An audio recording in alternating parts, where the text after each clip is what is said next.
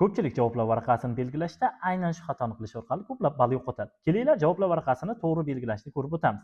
Imtihonga kirganingizda siz javoblar varaqasini belgilayotganingizda avval imtihonda javoblar varaqasiga birdaniga belgilamasdan birinchi savollar kitobiga belgilab oling. Yoki ikkita belgilamang aslo, chunki agar ikkita belgilaydigan bo'lsangiz bu to'g'ri olinmaydi.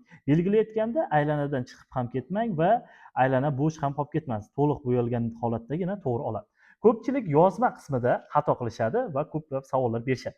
Agar sizda harf birikmalari keladigan bo'lsa, sh, ch, ng harflari keladigan bo'lsa, ularni har birini alohida yozing. Masalan, choch. Choch bo'ladigan bo'lsa, har birini alohida qismlarga ajratib yozing.